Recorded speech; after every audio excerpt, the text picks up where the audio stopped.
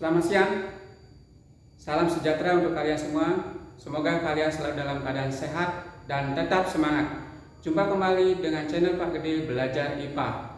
Hari ini kita belajar tentang cahaya. Marilah kita pertama-tama memanjatkan puji syukur pada Tuhan Yang Maha Esa atas karunia-Nya. Dengan adanya cahaya kita bisa beraktivitas sebagaimana mestinya dengan dalam keadaan lancar, baik, dan tentu saja memberi semangat kepada kita. Marilah kita selalu bersyukur pada Beliau. Jika tidak ada cahaya, maka kita tidak akan mampu untuk melakukan aktivitas dengan baik. Itu artinya bahwa cahaya sangatlah penting bagi kita. Oleh karena itu, pada pelajaran IPA kita akan membahas tentang sifat-sifat cahaya. Baik, sifat-sifat cahaya yang pertama, dia merambat dengan lurus jika melalui medium yang sama. Jadi kalau cahaya tersebut bergerak atau merambat dalam medium yang sama, kita bisa gambarkan seperti pada gambar berikut ini. Gambar A, gambar B, gambar C.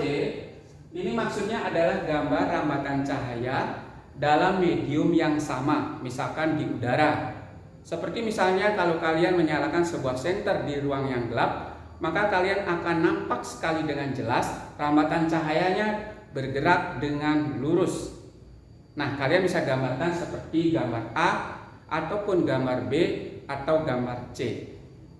Nah, berikutnya sifat yang kedua, bahwa cahaya itu dapat dipantulkan jika mengenai dinding pemantul. Jika dinding pemantulannya kasar, seperti misalkan tembok, jendela, lantai, internet, dan sebagainya, maka kita akan mendapatkan kesan yang nyaman pada saat bekerja di ruang tersebut. Misalkan di kelas, kalian bisa membaca dengan nyaman, belajar dengan nyaman, bermain dengan nyaman, karena ruangan tersebut penuh dengan cahaya yang tidak menyilaukan. Nah, bagaimana halnya jika pemantulannya mengenai dinding yang halus, seperti misalkan mengenai cermin atau lensa?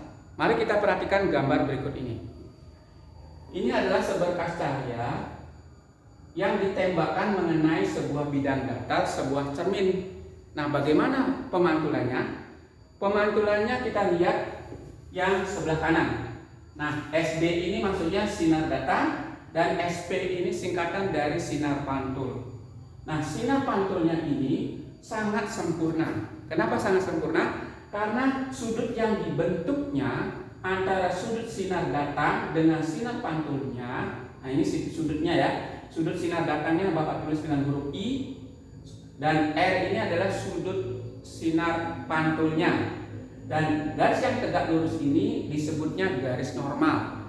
Jadi garis normal itu adalah garis yang membentuk sudut tegak lurus terhadap bidang. Ya. Jika sudut sinar datangnya 30 derajat, maka sudut sinar pantulnya juga 30 derajat. Ya, sehingga dikatakan pemantulannya sempurna. Nah, menurut hukum Snellius, beliau mengatakan bahwa yang pertama, sinar datang garis normal, sinar pantul terletak dalam satu bidang datar. Itu pernyataan yang pertama. Pernyataan yang kedua menurut Snellius adalah sudut sinar datang sama dengan sudut sinar pantulnya. Jadi sudut yang dibentuk oleh sinar datang maupun sinar pantulnya sama. Kalau sudut sinar pantulnya 30, berarti sudut sinar datangnya juga 30. Demikian pula sudut-sudut yang lain. Akibatnya maka mata kita akan silau jika terpengaruh oleh pemantulan bidang cahaya pada bidang yang halus atau merata. Sifat yang ketiga, coba perhatikan pembiasan cahaya. Jadi artinya cahaya tersebut mengalami pembiasan.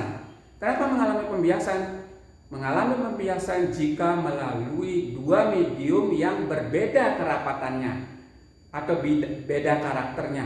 Misalkan cahaya yang pertama bergerak melalui udara menuju ke air.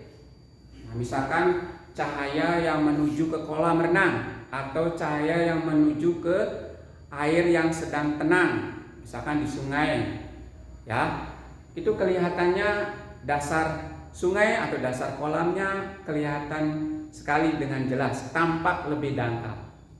Nah, itu coba kalian perhatikan ya. Itu karena adanya gejala pembiasan. Nah, bagaimana cara menggambarkan pembiasan cahaya yang melalui dua medium yang berbeda? Perhatikan. Cara menggambarnya adalah jika sinar datang ini kita gambarkan sinar biasnya, maka sinar biasnya ini membentuk sudut jauh lebih kecil. Artinya sinar biasnya ini bergerak mendekati garis normal. Ya, artinya sudut sinar biasnya ini lebih kecil dibandingkan dengan sudut sinar datangnya. Nah, perhatikan yang ini. Ini disebutnya sudut sinar bias, yang ini, atau diberi nama alfa. Sedangkan sudut sinar datangnya diberi nama beta. Sudut sinar biasnya lebih kecil dibandingkan dengan sudut sinar datangnya. Bapak tulis seperti ini. Alfa lebih kecil daripada beta. Jadi kesimpulannya, jika cahaya datang dari medium renggang atau kurang rapat ke medium yang lebih rapat, akan dibiaskan mendekati garis normal, sehingga kita bisa mengamati air yang jernih di air sungai atau kolam yang tampak kelihatan dangkal padahal itu dalam. Itu disebabkan karena adanya gejala pembiasan cahaya. Nah, bagaimana halnya dengan jika cahaya datang dari arah sebaliknya? Misalkan pada gambar berikutnya.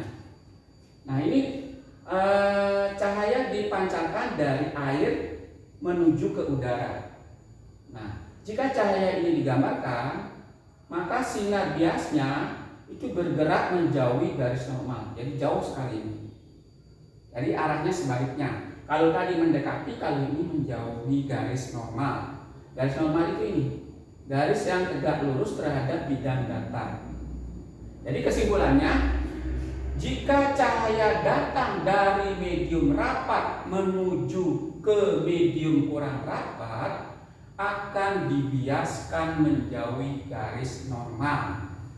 Jadi ya kesimpulannya, demikian penjelasan Bapak tentang sifat-sifat cahaya. Mudah-mudahan dengan pembelajaran ini kalian bisa meningkatkan prestasi belajar IPA di kelas ataupun di sekolah masing-masing. Selamat siang, terima kasih.